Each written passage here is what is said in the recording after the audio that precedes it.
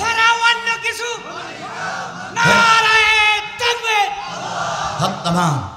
আমি সূরা লাহাব, কোরআন থেকে কোন সূরা? খুব পরিচিত একটা সূরা, কিন্তু আলোচনাটা খুব ব্যাপক। এই শেখ হাসিনার একেবারে পয়েন্টে পয়েন্টে সূরা লাহাবের সঙ্গে মিল আছে। একেবারে প্রথম থেকে শেষ করে সব সূরা হাসিনার আলোচনা এই সূরা লাহাবের ভিতরে। তাহলে সূরা লাহাবের আলোচনা করা মানেই হলো হাসিনার আলোচনা করা। সুতরাং আমি পয়েন্টে পয়েন্টে একেবারে শেখ হাসিনার ফাঁসি পর্যন্ত এখানে আছে। শেখ হাসিনার ফাঁসি কিভাবে দিতে হবে সেটাও আজকের এই সূরা লাহাবের ভিতরে আছে। আমি ওই আলোচনাটা করব। তার আগে প্রথম কোরআনের দাবি কি? পড়ো। সেই পড়াটা কোথায় হয়? মাদ্রাসায়। ওই মাদ্রাসায় 20টা টাকা দিয়ে আমরা শেখ হাসিনার আলোচনা শুরু করব। কোরআনের 6 নম্বর দাবি কি? রাষ্ট্রে কায়েম করতে হবে না কোরআন। তাহলে আল কোরআনের দাবি রাষ্ট্রে চালু হোক। কথা বলে ঠিক না বেঠিক? কোরআন শরীফে মোট সূরা কয়টা? 114টা। 114টা সূরার ভিতর থেকে আমি আপনাদের সামনে নিয়ে এসেছি 111তম সূরা। এরপরে আর কয়টা আছে? 3টা। 12, 13, 14। 111তম সূরার নাম হলো লাহাব। লাহাব মানে হলো প্রজ্বলিত আগুন, অগ্নিশিখা, লেলিহান আগুন। এই সূরাটার নাম হচ্ছে লেলিহান আগুন। মক্কায় অবতীর্ণ সূরা সমূহের ভিতরে একটা অন্যতম সূরা। এই সূরাটা যখন নাজিল হলো, ইসলাম তখন কেবল চালু হয়েছে। কেবল ইসলাম চালু হয়েছে, প্রতিষ্ঠিত হয়নি। কি হয়েছে? চালু হয়েছে। আল্লাহ রাব্বুল আলামিন বললেন, ওয়া আনজির আশিরাতাকাল আকরাবিন। হে নবী, আপনি আগে আপনার নিকটতম আত্মীয় স্বজনের কাছে কালেমার দাওয়াত দেন। ওদিকে বলা হয়েছে কু আনফুসিকুম ওয়া আহলিকুম নারা। তুমি আগে নিজে বাঁচো, তারপর আহাল বর্গকে বাঁচাও। আল্লাহ বলতেছে ওয়া আনজির আশিরাতাকাল আকরাবিন, আপনি আপনার নিকটতম আত্মীয় স্বজনের কাছে কালেমার দাওয়াত দাও। নাজিল হলো সূরা। আল্লাহ রাব্বুল আলামিন যখন নাজিল করে দিলেন, আল্লাহর নবী সাল্লাল্লাহু আলাইহি সাল্লাম একদিন সকালবেলা সবার আগে খুব ভোরবেলায় কাবার চত্বরে মানুষ আসার আগে নবীজি একটা পাহাড়ের পরে উঠলেন। পাহাড়ের পরে উঠে নবীজি আবু জেহেলকে ডেকে বলতেছে, ইয়া ওমর ইবনে খাত্তাব, হে ওমর ইবনে হিশাম, হা হা। হে হে কুরাইশ বংশ, হা হা। হে আব্দুল মান্নাব বংশ, হা হা। হে আমার চাচারা, হে আমার দাদারা, হা হা। নবীজির এই ডাক শুনে সবাই পাহাড়ের পাদদেশে চলে আসলো। হা হা মানে হলো আশ্চর্য সংবাদ, আশ্চর্য সংবাদ, আশ্চর্য সংবাদ। আমি একবার যশোরের থেকে রাজশাহী যাচ্ছিলাম ট্রেনে।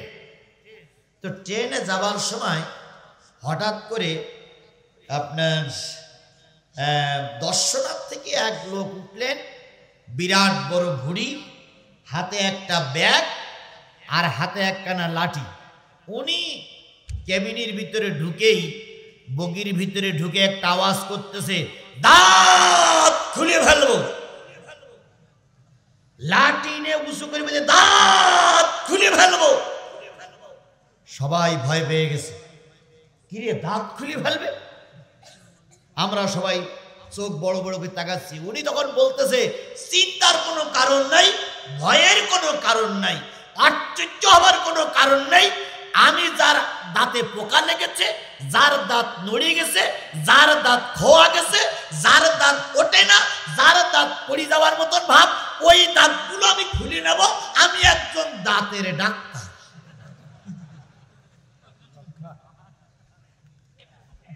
তাহলে প্রথম শব্দ কি? দাঁত খুলে ফেলবো। পরে বলতেছে এই ব্যাখ্যা। আমার ভাইয়েরা, আল্লাহর নবী সকালবেলা উঠে পাহাড়ের পাদদেশে দাঁড়াই বললেন, আশ্চর্য সংবাদ, খুব গুরুত্বপূর্ণ সংবাদ, খুব আশ্চর্য সংবাদ। কাফের মুশরিক বেঈমানেরা সব পাহাড়ের পাদদেশে চলে আসলো, কারণ নবী তো কখনো মিথ্যা কথা বলে নাই, নবী কারোর ফাঁকি দেয় নাই, নবী কাউকে ধোঁকা দেয় নাই, নবী কাউকে প্রতারণা করি নাই। কি আশ্চর্য সংবাদ নবীজি বলার জন্য আমাদের ডেকেছেন। সবাই যখন নবীজির পাহাড়ের পাদদেশে চলে গেলেন, নবী বললেন, ও আমার মুরব্বীরা, ও আমার স্বজাতিরা, যদি আমি বলি ওই পাহাড়ের ওই পাশে একদল শত্রু তোমাদের উপরে আক্রমণ করবে বলে অপেক্ষা করতেছে, তোমরা কি বিশ্বাস করবে? আবু জাহেল, আবু লাহাব, উতবা, সায়েবা, ওলীদ ইবনে মুগীরা, হাশেম গোত্র সবাই বলল অবশ্যই বিশ্বাস করব, কারণ তুমি তো কখনো মিথ্যা কথা বলোনি, তোমার জবান থেকে মিথ্যা কথা বাইর হওয়া সম্ভব নয়, সুতরাং তোমার কথা বিশ্বাস করব। নবী বললেন, চাচা, আমার গোষ্ঠী, আমার আত্মীয় স্বজন, যদি এই কথা সত্য হয় তাহলে আমি এমন একটা দাওয়াত তোমাদের দিচ্ছি, তোমরা মরার পরে যে পথে আসো এই পথে গেলে জাহান্নামে যাবা, আর যে দাওয়াত দিচ্ছি সেই দাওয়াত পাইলে তোমরা দাওয়াত গ্রহণ করলে তোমরা জান্নাতে যাওয়া। সে দাওয়াতটা আর কিছু নয়, লা ইলাহা ইল্লাল্লাহু মুহাম্মাদুর রাসূলুল্লাহ। কথা শোনার সঙ্গে সঙ্গে মৌসাকে ঢিল মারলে যেমন মৌমাছি চারিদিক থেকে আক্রমণ করে, রসুলকে চারিদিক থেকে আক্রমণ করলো। যার যা ভাষা ছিল সেই ভাষায় গালিগালাজ করতে শুরু করলো।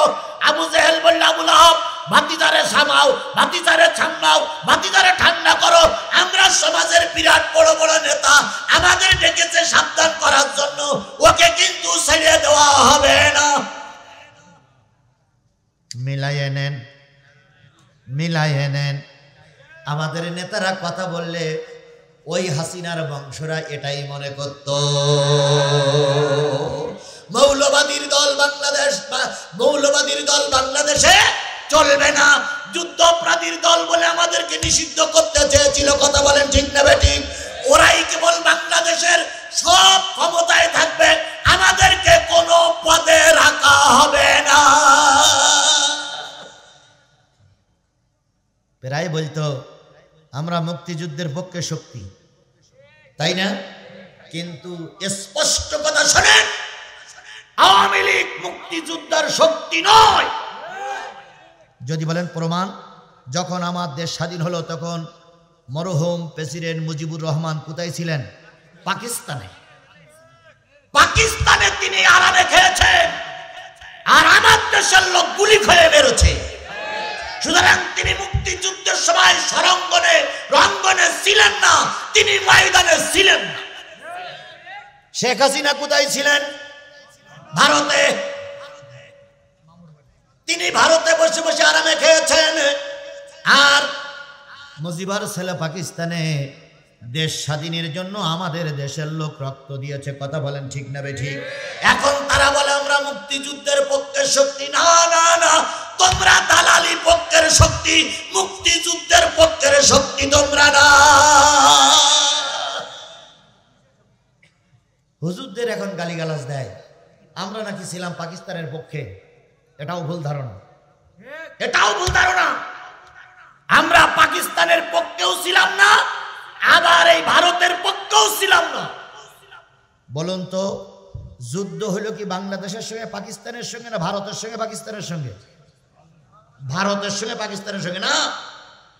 ভারত চেয়েছিল এই দেশটা স্বাধীন করতে পারলে লুটিয়ে পুটিয়ে খাবে, এই জন্য ভারত পাকিস্তানের সঙ্গে যুদ্ধ করেছিল, আমরা ছিলাম দর্শকের ভূমিকায়। এখন দুই পক্ষে খেলা করতে গেলে দুই পক্ষের সাপোর্ট লাগে না ভাই? আমাদের বাংলাদেশের এক পক্ষ হয়ে গেছিল ভারতের সাপোর্টে, আর আমরা যারা মৌলবী টুপিওয়ালা ছিলাম তারাই ছিলাম পাকিস্তানের সাপোর্টে। আমরা কিন্তু যুদ্ধের বিপক্ষেও ছিলাম না, পক্ষেও ছিলাম না। আমরা মারামারি করিনি, মারামারির কাছেও যাইনি, আবার কেউ মরে গেছে সেদিকে আমরা যাই না। আমরা ছিলাম একটা দেশের সাপোর্ট। ধরে নিন উল্লাপাড়ার মাটিতে খেলা হচ্ছে, উল্লাপাড়ার মাটিতে খেলা হচ্ছে সিরাজগঞ্জ আর পাবনা। এখন দুই পক্ষের সাপোর্ট লাগে না ভাই? এখন পাশে উনি আর পাশে আমি, উনি হলেন পাবনার সাপোর্ট, আমি হলাম সিরাজগঞ্জের সাপোর্ট। এখন পাবনাওয়ালারা যেই জিতে গেছে সেই আমি সিরাজগঞ্জের সাপোর্ট আমার মায়ের শুরু হয়েছে, তুই সিরাজগঞ্জের সাপোর্ট করলি কেন? কিন্তু আল্লাহ না করুক সেদিন যদি সিরাজগঞ্জ জিতে যেত তাহলে পাবনাওয়ালাদের ওই মাইরই তো খাওয়া লাগতো। যখন ভারত পাকিস্তান যুদ্ধ করতেছে আমাদের দেশের লোক দুই ভাগ হয়ে গেল, এক ভাগ ছিল ভারতের সাপোর্টে আর এক ভাগ ছিল পাকিস্তানের সাপোর্টে। যারা পাকিস্তানের সাপোর্টে ছিল তাদেরকে বলা হলো রাজাকার। কথা কি ক্লিয়ার বুঝতে পেরেছেন আপনারা? আপনারা কি কথা বুঝতে পেরেছেন? আমরা ধর্ষণকারী নই, আমরা কারোর ঘরে আগুন লাগাইনি, আমাদের নেতারা কোন হিন্দুর বাড়ি ঘরে আগুন লাগাইনি। শুধুমাত্র আমরা চাইছিলাম পাকিস্তান টুপিওয়ালা, তাই টুপিওয়ালারা আমাদের দেশে থাক, এটাই হলো আমাদের মহাদোষ। কথা যদি বোঝেন তো বোঝেন, না বুঝলে আমার আর কিছু করার নেই। আমার ভাইয়েরা, ঠিক স্বাধীন হয়ে যাওয়ার পর মুজিবার আসলো, শেখ হাসিনাও আসলো, এসে ওনারাও হয়ে গেল মুক্তিযুদ্ধের পক্ষের শক্তি। আর কালুরঘাট বেতার কেন্দ্রে শহীদ প্রেসিডেন্ট জিয়াউর রহমান যে স্বাধীনতার ঘোষণা দিল সেইটা বেমালুম ওরা ভুলেই গেল, এইটা ওরা মনেই রাখলো না। কথা বলেন ঠিক না বেটি? আমি জাতির কাছে এর আগেও বলেছি, এখনো বলেছি, মুক্তিযুদ্ধের পক্ষে মুজিবার কাজ করেছে, আমরা স্যালুট দেই। আচ্ছা, স্বাধীনতার ঘোষক মরহুম প্রেসিডেন্ট শহীদ প্রেসিডেন্ট জিয়াউর রহমানকে মেনে নিলে তো দ্বন্দ্ব থাকে না, কিন্তু ওরা মেনে নেয় না। ওরা কখনো চায় না বহুদল সমাজে থাক, ওরা চায় আমরা একাই খাবো। কথা কি বুঝেছেন আমার? কয় বছর খাইলো, এখন খাইতে গেলে তো দরজায় একজন থাকা লাগে, জেনা করতে গেলে তো একজন ডিউটিকারী থাকা লাগে, চুরি করতে গেলে তো একজন থাকা লাগে। এই জেনা করেছে, চুরি করেছে, ভোট চুরি করেছে, দেশের সম্পদ রক্ষা করেছে, আদেরদের পক্ষে এক পার্টি দালালি করেছে, তার নাম হলো বাংলাদেশ, বাংলাদেশ জাতীয় পার্টি। এ হলো সবচেয়ে বড় দালাল। কথা বলেন ঠিক না ঠিক? এই দালাল পার্টি আমরা বাংলাদেশের কোন জায়গায় দেখতে চাই না। এরা জাতীয় পার্টি না, এরা হলো আন্তর্জাতিক দালাল পার্টি। জাতীয় পার্টি মানে কি পার্টি? দালাল পার্টি। মনে থাকবে তো? কোন জাতীয় পার্টির নেতা যদি চা খায় যেই বলেন ভাই দালাল পার্টির ভাই কেমন আছো, আচ্ছা বলুন এরা দালালি করিনি? এরা দালালি করিনি? এরা যদি বিগত 15টা বছর শেখ হাসিনার পক্ষে দালালি না করতো, আল্লাহর কসম, আল্লাহর কসম, আল্লাহর কসম, শেখ হাসিনা এক মাসও ক্ষমতায় টিকে থাকতে পারতো না। নির্বাচনের সময় আসলে এরশাদ সাহেব, নির্বাচনের সময় আসলেই এরশাদ যাবে কলকাতায়, ইন্ডিয়ায়। আবার ও মরে যাওয়ার পরে নির্বাচনের সময় আসলেই জিএম কাদের যাবে ইন্ডিয়ায়। আবার ইন্ডিয়াতে এসে বলবে যে ভারত আমার কি বলিস ওটা এখন বলা যাবে না, নির্বাচন হয়ে গেলি তাই বলবো। দালালি খাইলে, টাকা খাইলে শেখ হাসিনার এমপি মন্ত্রী হইলে এখন অন্তত চুপ করে থাকা দরকার ছিল। বাকুম বাকুম করতে চাও, প্রতিটা জেলায় অফিসে আগুন লাগাচ্ছে। বাকুম বাকুম করতে চাও, জনতার হাতে মারি খাচ্ছ। বাকুম বাকুম করলে বাংলাদেশে শেখ হাসিনার যে দশা হয়েছে তোমাদেরকেও সেই দশা করে ছাড়া হবে। আমার ভাইয়ের আবার কোরআনে যাই, আল্লাহ নবী সাল্লাল্লাহু আলাইহি সাল্লামকে ডেকে বললেন আমি তোমাদেরকে জাহান্নামের আগুন থেকে বাঁচার জন্য ভয় দেখাচ্ছি, তোমরা কালেমা পড়ে মুসলমান হয়ে যাও। আবু লাহাব বলল, আবু জেহেল বলল, আবু লাহাব ভাতিজারা ঠান্ডা করো। আবু লাহাব এবার বলতেছে, এই মুহাম্মদ সাল্লাল্লাহু আলাইহি ওয়াসাল্লাম, সকালবেলা তুমি কি আমাদের এই জন্য ডেকেছো? সকালবেলা তুমি আমাদের এই জন্য ডেকে নিয়ে আসছো? বলে আবু লাহাব একটা বড় ইট, বড় পাথর হাতে তুললো, মুহাম্মদ সাল্লাল্লাহু আলাইহি সাল্লামের দিকে ছুঁড়ে মারলো। কেউ বলেছে মুহাম্মদ সাল্লাল্লাহু আলাইহি সাল্লামের গায়ে লেগেছে, কেউ বলেছে মুহাম্মদ সাল্লাল্লাহু আলাইহি সাল্লামের গায়ে লাগেনি, পাশে পড়ে গেল। আল্লাহর নবীর মনটা খারাপ হয়ে গেল। আয় আল্লাহ, ছিলাম তো ভালোই ছিলাম, তুমি কালেমার দাওয়াত দিতে বললে, তুমি আমাকে নবুয়ত দিলে, আমি কালেমার দাওয়াত দেই, নবিয়ানা কাজ করি, আর ওরা আমার পাথর ছুঁড়ে মারে। ও আমার রব, তুমি কি দেখো না আল্লাহ রাব্বুল আলামিন নবীর মুখটা মলিন হোক, নবীর গায়ে পাথর লাগুক, নবীর শরীর থেকে রক্ত ঝরুক, এটা পৃথিবীর সবাই মেনে নিলে আল্লাহর নবী মেনে নেন নাই, আল্লাহ পাক মেনে নেন নাই। ওরে ভাই, বদদোয়া করা লাগে না, মন খারাপ হলে এমনি বদদোয়া হয়ে যায়।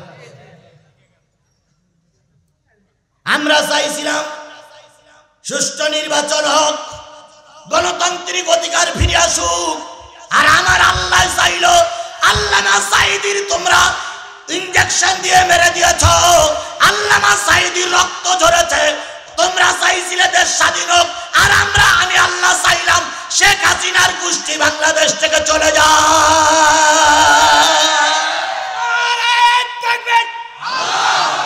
আল হাদিসের আলো, ইসলামের শত্রুরা, ইসলামের শত্রুরা হয়েছ তো তাই, কথা বলেন ঠিক না বে ঠিক? আচ্ছা বলুন তো, 5 তারিখের আগে আমরা কি চাইছিলাম শেখ হাসিনা পালাই যাক? আমরা চাইনি। আমরা চাইছিলাম কি? সুষ্ঠু একটা নির্বাচন, পদত্যাগ করো, সুষ্ঠু একটা নির্বাচন করার জন্য কেয়ারটেকার সরকারের হাতে ক্ষমতা দাও, এটাই তো আমরা চাইছিলাম। কথা বলেন ঠিক না বে ঠিক? আল্লাহ বলল তোমরা চাইলে কেয়ারটেকার, আর আমি চাইলাম দেশ চাল। তোমরা চাইলে কেয়ারটেকার, আমি চাইলাম দেশ। আমরা যা চাইছিলাম তার চেয়ে আল্লাহ বেশি দিতেছে না ভাই? আমরা যা চাইছিলাম তার চেয়ে আল্লাহ বেশি দিতেছে না? আমার ভাইয়েরা, আসুন আবার কোরআনে যাই। আল্লাহ রাব্বুল আলামিনের গায়ে, রাসূলের গায়ে পাথর লাগবে, এটা আমার আল্লাহ মেনে নিতে পারে না। আল্লাহ রাব্বুল আলামিন এবার সঙ্গে সঙ্গে সূরা লাহাব নাজিল করে দিলেন। ওইখানে আবু লাহাবের সামনে, আবু জেহেলের সামনে, উতবার সামনে আল্লাহ বলে দিলেন, তাব্বাত ইয়াদা আবি লাহাবিন ওয়া তাব্বা। আবু লাহাবের আবু লাহাব, তাব্বাত ইয়াদা আবি লাহাবিন, আবু লাহাবের 2 হাত ধ্বংস হোক এবং সে নিজেও ধ্বংস হোক। আল্লাহ বলতেছেন আবু লাহাবের কয় হাত ধ্বংস হোক? মেইল কয় হাত দে পাথর, আর আল্লাহ বলল 2 হাত ধ্বংস হোক, সে নিজেও ধ্বংস হোক। এবার বলুন তো, আবু লাহাব ধ্বংস হয়েছে, তার 2 হাত ধ্বংস হয়েছে, তার 14 গোষ্ঠী ধ্বংস হয়েছে। কথা বলেন ঠিক না বেঠিক? আল্লাহ রাসূল বলেছিলেন, আল্লাহ আমি কালেমার দাওয়াত দেই, তাই ওরা আমাকে পাথর মারে, তুমি হেফাজত করো। আল্লাহ বললেন তুমি একটু চোখের পানি ফেলেছো, এই কারণে আমি আবু লাহাবের 2 হাত শুধু ধ্বংস করিনি, আবু লাহাবকেও আমি আল্লাহ ধ্বংস করে দিলাম। আবু লাহাব ছিল খুব চালাক ব্যক্তি, খুব বুদ্ধিমান ব্যক্তি। আবু লাহাবের সামনে যখন এই সূরা নাজিল হলো, আবু লাহাব এটা বদদোয়া মনে করলেন। বাড়ি এসে মন খারাপ হয়ে গেছে। বাড়ি এসে মন খারাপের পর ছেলেরা জিজ্ঞেস করছে, আব্বু মন খারাপ কেন? কয় তোমার ভাই, তোমার চাচাতো ভাই আমার জন্য আল্লাহর কাছে বদদোয়া করেছে, সুতরাং তোমরা যদি আমার ভিটের পরে থাকতে চাও, বাড়ির পরে থাকতে চাও, মোহাম্মদকে মেরে আহত করতে হবে, মোহাম্মদকে মেরে ফেলতে হবে। আর একটা দাবি হলো, মোহাম্মদের 2 মেয়ে তোমাদের সঙ্গে বিয়ে দেওয়া আছে, এই মোহাম্মদের 2 মেয়ের তালাক দিতে হবে। ছেলেরা উতবার ও তাইবা 2 ছেলে তখন বললে, আব্বা গন্ডগোল হইছে আপনার সাথে, বউ তালাক দেওয়ার সঙ্গে কি সম্পর্ক? আবু লাহাব বলল, কোনো কথা শুনি না, যদি এদেশে আমার দেশে থাকতে চাও, আমার আইন মেনে চলতে চাও, তাহলে মেয়ে তালাক দিতে হবে আর মোহাম্মদকে অপমান করতে হবে। বাবার কথা অনুযায়ী 2 ছেলে 2 মেয়েকে তালাক দিল। এদিকে নবীজির কালেমার দাওয়াত দারুণ কষ্টের ভিতরে আছে। 2 মেয়েকে তালাক দেওয়া হলো। 2 মেয়ে টোপলা টুপলি বেঁধে নিয়ে যখন বাবার ঘরে চলে গেলেন, নবীজির ঘরে তখন কান্নার রোল পড়ে গেল। সবাই মিলে কান্দে, আল্লাহ ঘরে খাবার নাই, আবার 2 মেয়ে স্বামী পরিত্যক্তা, দারুণ একটা কষ্টের ভিতরে আছি, আল্লাহ তুমি হেফাজত করো। যখন কান্নাকাটি চলতেছিল, উতবার ও তাইবা ঘরের ভিতরে চলে গেল। যেই বলল, তুমি নাকি আমার আব্বার জন্য বদদোয়া করেছো, তুমি নাকি আমার আব্বার জন্য বদদোয়া করেছো বলে উতবার ও তাইবা 2 ভাই এবার নবীজির গলায় গামছা পেঁচালো।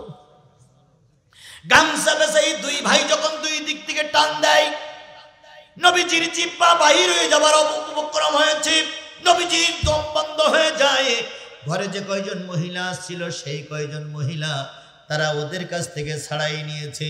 এবারও যখন চলে আসে তখন উতবা ও তাইবা রাসূলের পবিত্র বুকের উপরে থুতু নিক্ষেপ করলো।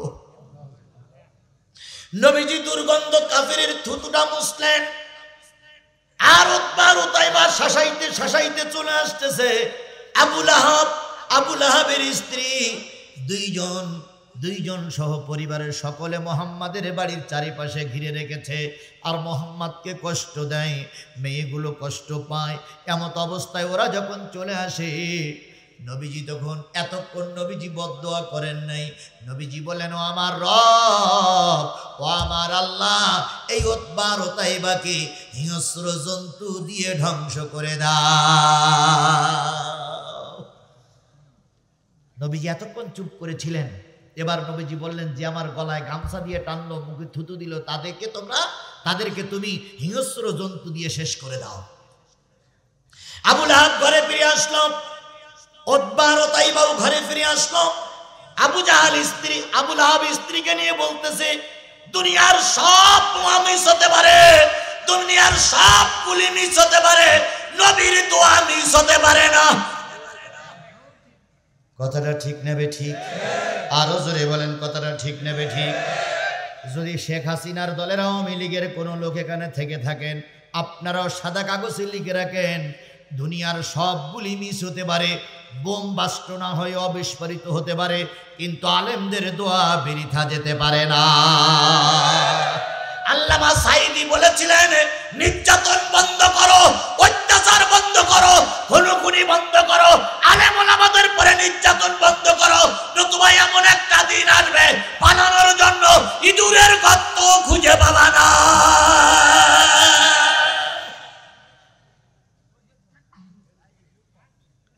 আমি চিন্তা করি, আল্লামা সাঈদী দেশের কথা বলিনি, ঘরের কথা বলিনি, বাড়ির কথা বলিনি, বললেন কিসের গর্ত? ইঁদুরের গর্ত। এখন দেখেন শেখ হাসিনা তার দলের লোকদের অবস্থা তাই হয়েছে। জোরে বলেন ঠিক না বেঠিক? এত বড় শক্তিশালী নেত্রী, গোটা দেশে যার পরিচয় ছিল, ভারত তাকে নিয়ে মহা বিপদে আছে। কথা বলেন ঠিক না বেঠিক? প্রায় বলতেন, আমরা কাউকে মানি না। আন্তর্জাতিক ট্রাইব্যুনাল আগামী এই অক্টোবরের 18 তারিখ, সম্ভবত নভেম্বরের 18 তারিখ ট্রাইব্যুনালের থেকে রায় হয়েছে, শেখ হাসিনা যেখানে আছে সেখান থেকে ধরে নেস্টি হবে। তাও আবার প্রসিকিউটর বলে চুলির মুঠু ধরে নেস্টি হবে। চুলির মুঠি ধরিয়ে নেই এদেশের বিচারের আওতায় আনতে হবে।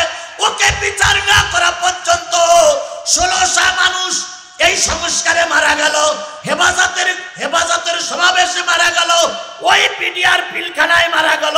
যতক্ষণ শেখ হাসিনার ফাঁসি না হবে ততক্ষণ আমার দেশের মানুষ শান্তি থাকবে না। তাহলে ক্ষমতার দাপট দেখাইও না, চিরকাল ক্ষমতা থাকে না। আবু লাহাবের কাছে আবার যাই। আবু লাহাব বাড়ি ফিরে এসে বলতেছে, সর্বনাশ সর্বনাশ সর্বনাশ, মোহাম্মদ যে দোয়া করেছে এ দোয়া তো বৃথা যেতে পারে না, মোহাম্মদের দোয়া কাজে লাগবেই লাগবেই লাগবে। আল্লাহ বললেন, আবু লাহাবও ধ্বংস হোক, তার 2 হাতও ধ্বংস হোক।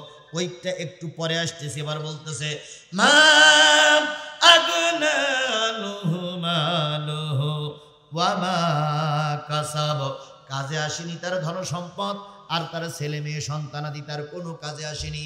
আবু লাহাব যখন রসুলের মুখে এই দোয়া শুনলেন, বাড়ি এসে বললেন, ছেলেরা খুব সাবধানে থাকিস, নবীর দোয়া বলো বৃথা যাবে না। আবু লাহাব যেখানেই যায় 2 ছেলেরে সেখানেই নিয়ে যায়। আবু লাহাব যেখানে ঘুমায় 2 ছেলেরে সেখানে ঘুম পড়ায়। আবু লাহাব যদি খাটের উপরে থাকে 2 ছেলেরে খাটের নিচে রাখে।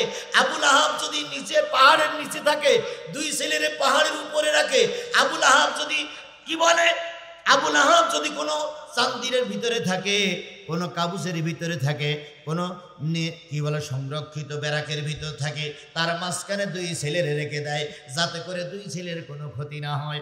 হঠাৎ করে একদিন ব্যবসা করার জন্য আবুল আহাব যাচ্ছে ব্যবসার মাল সামানা নিয়ে যাচ্ছে।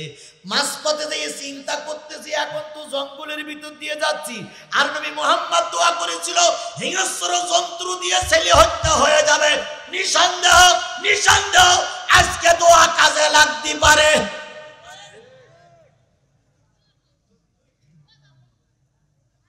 আল্লামা সাঈদীর যখন রিমান্ড চলছিল, ভালো করে খেয়াল করেন, আল্লামা সাঈদীর যখন রিমান্ড চলছিল, একজন হিন্দু ভদ্রলোক রিমান্ডের জন্য গিয়েছে। রিমান্ডে যে কত কষ্ট যারা গেছে তারা ছাড়া বলতে পারবে না। 1000 পাওয়ারের একটা বাল ছোট্ট ঘরের ভিতরে আল্লামা সাঈদীর মাথার পরে দিয়ে রেখেছে। আল্লামা সাঈদী বললেন আমাকে একটু উজু করার পানি দাও। হিন্দু ভদ্রলোক উজু করার পানি দিলেন। উনি 2 রাকাত সালাতের নামাজ আদায় করলেন, 2 রাকাত নামাজ আদায় করলেন। নামাজে যেয়ে সুবহানা রাব্বিয়াল আলা বলে নিজের জীবনের সকল কৃতকর্মগুলো, ভালো মন্দ কাজগুলো মালিকের কাছে বলতেছিলেন সেজদার মাধ্যমে। আর সেজদা বান্দা যখন সেজদা করে, আল্লাহর বান্দার ভিতরে কোনো পার্থক্য থাকে না। হিন্দু ভদ্রলোক বাড়ি বরিশালে, আমি তার মুখে কথাটা শুনেছি। তিনি বলতেছেন আমার জাতি, আমি যখন আল্লামা সাঈদী রিমান্ডে গেলাম, যাই দেখি তিনি সেজদায় পড়ে পড়ে কার সঙ্গে যেন কথা বলতেছে। ওরা তো নামাজ বোঝে না, ওরা চিন্তা করতেছে কার সঙ্গে কথা বলতেছে। উনি ফিরে এসে নিজের রুমে বসলেন। উপরের থেকে স্বরাষ্ট্র মন্ত্রণালয় থেকে ফোন আসলো, রিমান্ডের খবর কি? কয় স্যার রিমান্ডে তো নেব, উনি কার সঙ্গে গল্প করতেছে। স্বরাষ্ট্রমন্ত্রী সবসময় দেখলি মনে হইতো এইটি বেশি মদ খোর, বড় বড় চোখ না ভাই, বড় বড় চোখ। এই বলতেছে আরে ও তো 4 দেওয়ালের বন্দি, গল্প করবে কার সঙ্গে? কয় আপনি আসেন, আপনি এসে দেখে যান। উনি মাথা নিচু করে কার সঙ্গে গল্প করতেছে।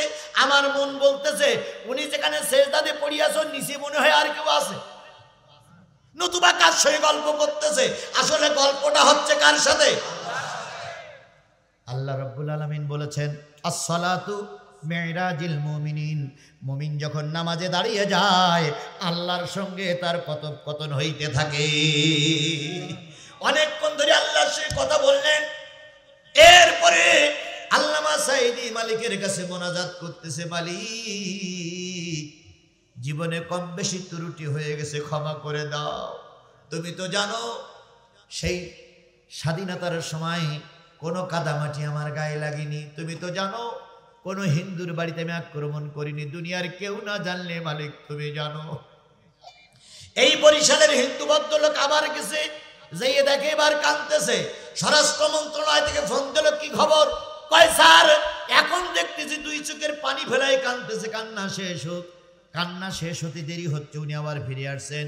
উনি বলতেছেন তৃতীয়বার যাইয়ে দেখি আল্লামা সাঈদী যে ঘরে শুয়ে আছে, ওই ঘরের ডাইন দেওয়ালের গায়ে 2খানা পা, আর বাম দেওয়ালের মাথায় মাথা, আর 2খানা হাত পড়ে আছে। 5 হাত 3.5 হাত মানুষ, 10 হাত লম্বা হয়ে গেছে।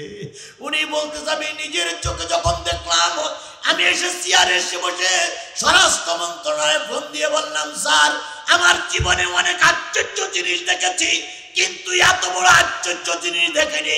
3.5 হাত মানুষ এখন সমস্ত ঘরটা আলোকময় করে পড়ে আছে। ওই মাথার উপরে যে 1000 পাওয়ারের বাল্ব আছে, তার চাইতে তার মুখের পাওয়ারটা আরো বেশি উজ্জ্বল হয়ে গেছে।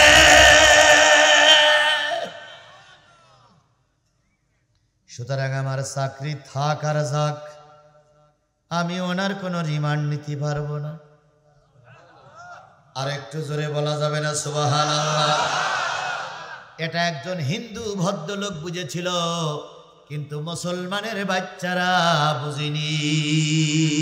আল্লামা সাঈদীর রায়ের পরে, নেতাজি সাহেবের রায়ের পরে উল্লাপাড়ায় আনন্দ মিছিল করেছিল যারা, তাদের ভিতরে কিছু টুপিওয়ালা লোক ছিল না? ছিল না?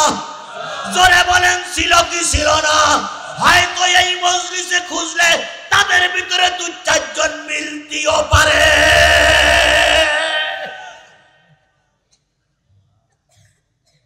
সেই আনন্দ মিছিলে 2-4 জন টুপিওয়ালা এখানেও আছে। সেদিন কি বলেছিল আল্লাহ মাওলানা সাইদি, তুই রাজাকার, তুই রাজাকার, দন্ত নয়তে নেজামি, তুই রাজাকার, তুই রাজাকার। কথা বলেন ঠিক না বেঠিক? ওরাই সেদিন ফাঁসির দাবি করেছিল। আবার আজকের মাহফিলে ওরাই মাই ধরেই বলে বাংলাদেশ জামাত ইসলামের ক্ষমতায় দেখতে চাই। ক্ষমতায় দেখবা তুমি নেজামির ফাঁসি দিয়েছিলে, তুমি ক্ষমতার কি দেখবা দুলা ভাই? তবে হ্যাঁ, আমরা আপনাদের শত্রু মনে করি না, আমরা আপনাদের শত্রু মনে করি না। গতকালকে একটা ছবি আপনারা দেখেছেন, ডাক্তার মোহাম্মদ শফিকুর রহমান, উনি একটা সমাবেশে যেয়ে একটা প্রতিবন্ধী লোকের সঙ্গে দেখা হয়েছে। প্রতিবন্ধী পাক নুলো পাক, উনি ওনাকে ডেকে নিয়ে সবুজ কালারের, এরকম সবুজ কালারের একটা জামা তার গায়ে, উনি ওনাকে ডেকে নিয়ে হাজারো মানুষের সামনে, লক্ষ মানুষের সামনে জড়াই ধরলেন। প্রতিবন্ধী মানুষটার কপালে চুমো দিয়ে বলেছে, ভাই তুমিও আল্লাহর বান্দা, আমিও আল্লাহর বান্দা। এরকম একটা মানুষের হাতে যদি আজকে আমরা দায়িত্ব তুলে দিতে পারি, আর উনি যদি গণভবনের প্রধান হন, উনি যদি জাতীয় সংসদের প্রধান হন, আমি বিশ্বাস করি বাংলাদেশের 18 কোটি মানুষ শান্তিতে ঘুমাতে পারবে। দেবেন কিনা ওটা আপনাদের ব্যাপার, করবেন কিনা ওটা আপনাদের ব্যাপার। বাংলাদেশ জামাত ইসলামী ক্ষমতায় যাবে কি বিএনপি ক্ষমতায় যাবে, ওটা আমার ব্যাপার নয়, ওটা আল্লাহর রহমত আর জনগণের ব্যাপার। কথা বলেন ঠিক না ঠিক? তবে বিএনপি আমার ভাই, জামাত আমার ভাই। জামাত বিএনপির আন্দোলনের মুখে, ছাত্রদের আন্দোলনের মুখে শেখ হাসিনার পতন হয়েছে। আমরা কোনো অবস্থায় ময়দানে দুইজনের প্রতিপক্ষ হতে চাই না। আমরা সকলে মিলেমিশে দেশ স্বাধীন করতে চাই। দেশের স্বাধীনতা, সার্বভৌমত্ব বাংলাদেশ জামাত ইসলামী এবং জাতীয়তাবাদী দল আমরা ধরে রাখতে চাই। কথা বলেন ঠিক না ঠিক? কথা বলেন ঠিক না ঠিক? আল্লাহ আমাদের দুই দলের পরে রহমত নাজিল করুন। এক গ্রামে 2 বিড়াল বাস করত। বিড়াল দুটোর সঙ্গে বিরাট সম্পর্ক। হঠাৎ করে এক বাড়িতে রুটি টেবিলের উপরে রেখেছে, বড় রুটি, 2 বিড়ালে 1 রুটি নিয়ে আসছে, এনে গাছতলায় বসে বলতেছে, ভাই ভাগ না করিতে খাওয়া যাবে না। বুঝলেন?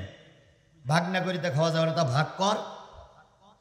তা বিড়াল বলতে, ভাগ করতে গেলি তো সমস্যা, কি করে ভাগ করি বল দিতে? এক স্বাভাবিক ভাগ করে, তুই অর্ধেক খাই, আমি অর্ধেক খাই।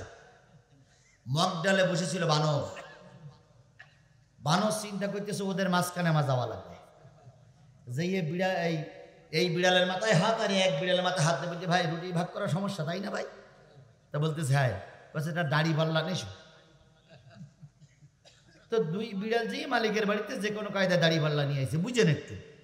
তো দাড়ি পাল্লা আনার পরে বানর এবার দাড়ি পাল্লায় তুলেছে, রুটি ভাগ করি। এখন একদিকে ইচ্ছা করে একটু বেশি দিয়েছে, আর একদিকে একটু কম দিয়েছে। দেওয়ার পরে বানর বলতে, এই যে ভাই এদিক থেকে বেশি হয়ে গেছে। তো বানর এবার খাওয়ার নাম করে উঠতে একটু বেশি করে খেয়েছে। খেয়ে দাড়ি পাল্লায় দেওয়ার পরে এদিক বেশি হয়ে গেছে। তো বলতে, ভাই এদিকটা বেশি হয়ে গেল, তো ওদিকটা একটু বেশি করে খেয়েছে। এবার এদিকে একটু বেশি হয়ে গেছে। এইভাবে করে এদিক বেশি, ওদিক বেশি, এদিক বেশি, ওদিক বেশি করতে করতে রুটির 12 আনা খাওয়া হয়ে গেছে। 2 বিড়াল কিন্তু ভাগ করা দেখতেছ ভালো, যে বানর দাড়ি পাল্লায় ভাগ করছে, তাহলে ভাগ নিশ্চয় সুস্থ হবে, ভাগ নিশ্চয় সুস্থ হবে। খানিকক্ষণ পরে যখন 12 আনা বানরের খাওয়া হয়ে গেছে, তখন 2 বিড়াল বলতেছে, ভাই আর 10 মিনিট যদি বানরের কাছে রুটি ভাগ করতে দিস, তাহলে কিন্তু যেটুকু আছে ওটুকু খেয়ে ফেলবে।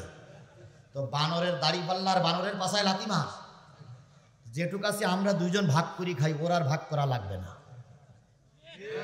কথা বুঝেছেন আমার কথা? বুঝেছেন আমার কথা? বুঝেছেন?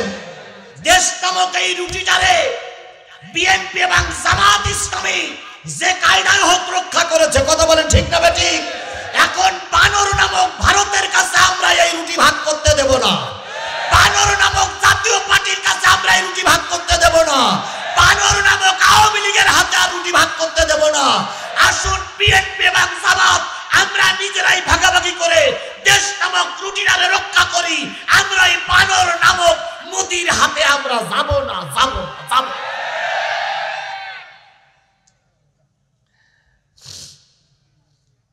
আমার কথা কি বুঝেছেন আপনারা?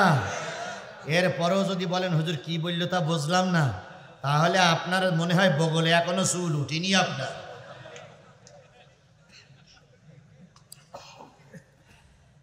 আমার ভাইয়েরা, যে জিনিসটা বোঝাতে চাচ্ছিলাম সেটা হলো আবুল আহাবের দুই ছেলে, মনে আছে তো?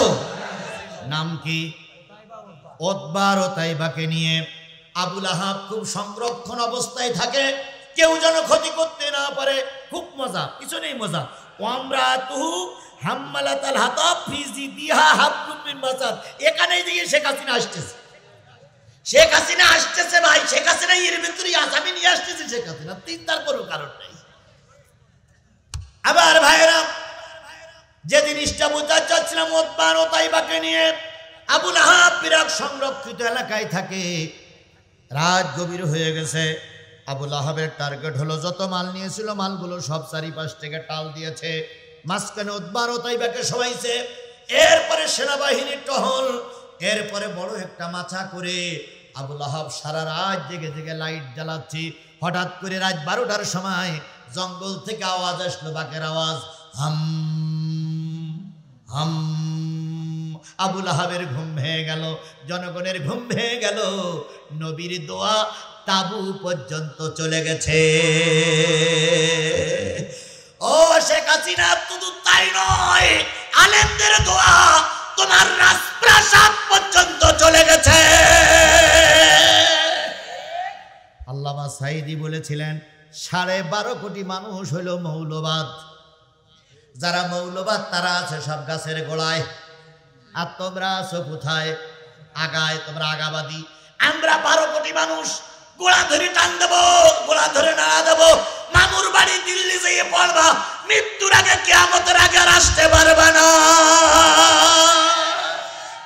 এই ওয়াজটা শোনেননি আপনারা? এই ওয়াজটা শোনেননি? শোনেননি? এই ওয়াজটাকে আমি নতুন করতেছি না, আল্লামা সাঈদীর ওয়াজ এখনো বাজে। ঠিক তাই দেখেন, 18 কোটি মানুষ গোড়া নাড়া দিল, মা চলে গেল ছেলেরে ফেলাইয়ে, গাই গরু চলে গেল বাছুরির ফেলাইয়ে, নেত্রী চলে গেল কর্মী ফেলাইয়ে। কথা বলেন ঠিক না বেঠিক?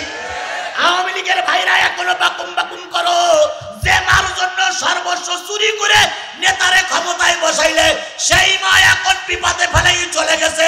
বাক বাকুম করো না, যে কোনে আসো চুপ করে থাকো।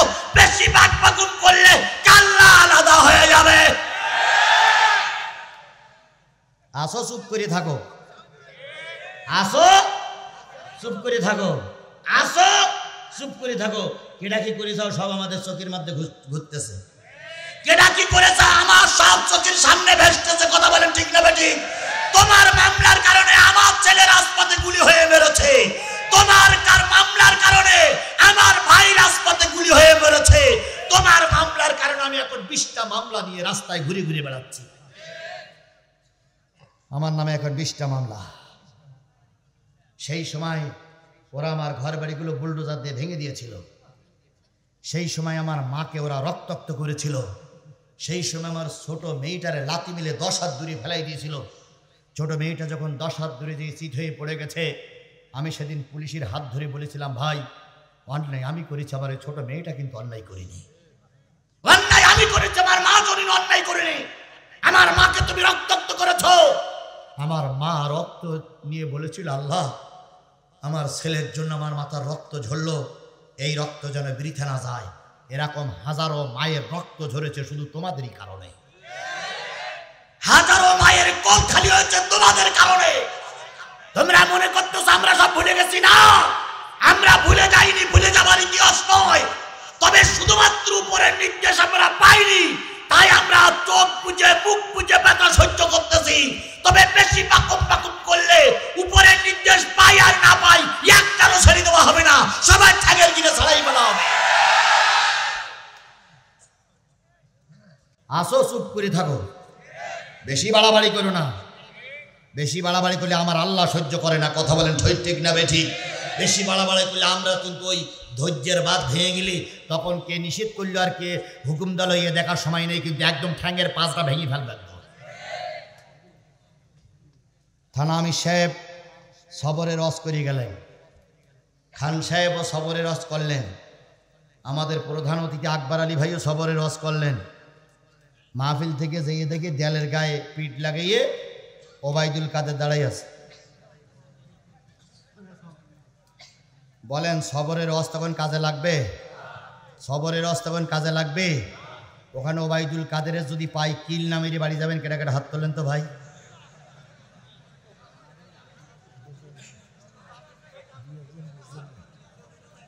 না মেরে আমরা কেউ বাড়ি যাবো না, কথা বলেন ঠিক না ঠিক? সুতরাং চুপ আছো, চুপ থাকো, বেশি বাকবাকুম করো না।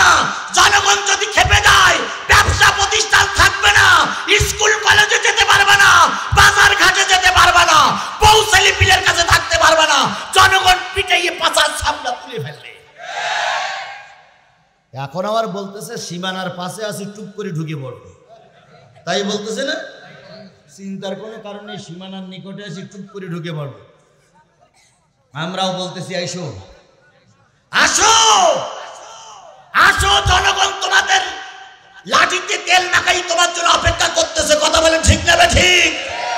কিরকম শক্তি আছে আসো। পৃথিবীর ইতিহাস বলে কোন স্বৈরাচার দেশ থেকে পালিয়ে যাওয়ার পর আর ফিরে আসেনি, এটাই পৃথিবীর ইতিহাস, কথা বলেন ঠিক না ঠিক? সুতরাং আপনারা উল্টো বসবেন না, সাদা কাগজে লিখে রাখুন শেখ হাসিনা যতই বাকবাকুম করুক এদেশে আর ফিরে আসতে পারবে না। তবে হ্যাঁ, সরকার তাকে ধরিয়ে আসবে, আমরা তাকে ধরিয়ে আনবো।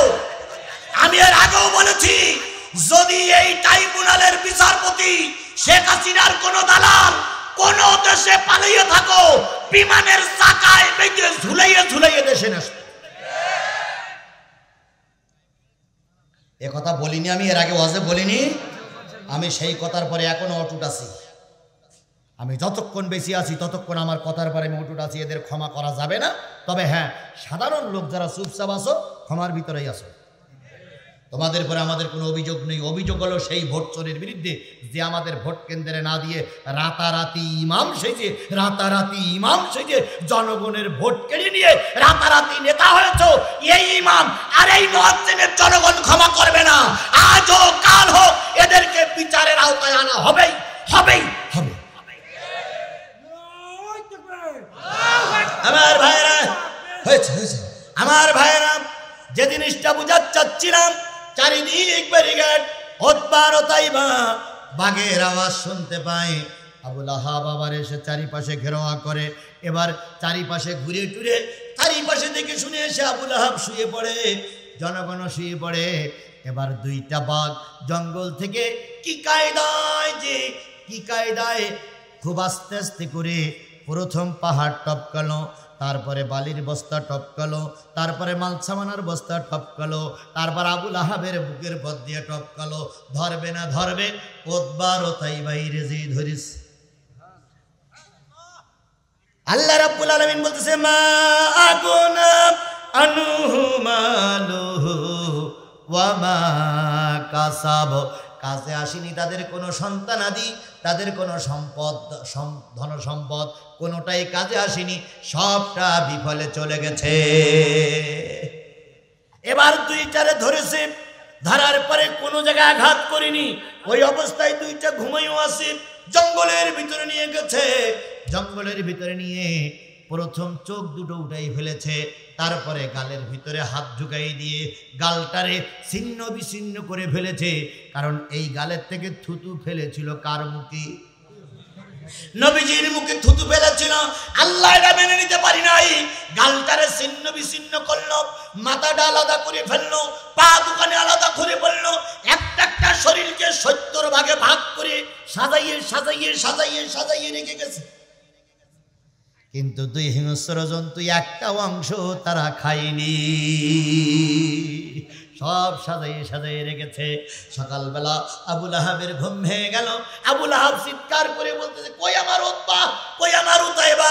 খুঁজতে খুঁজতে জঙ্গলের ভিতরে যেয়ে দেখে 70টা ভাগ করে গেছে, একটা টুকরা গোশত তারা খায়নি। আবুল আহাব তখন চিৎকার দিয়ে বলতেছে, নবীর দোয়া জঙ্গল পর্যন্ত ঢুকেছে।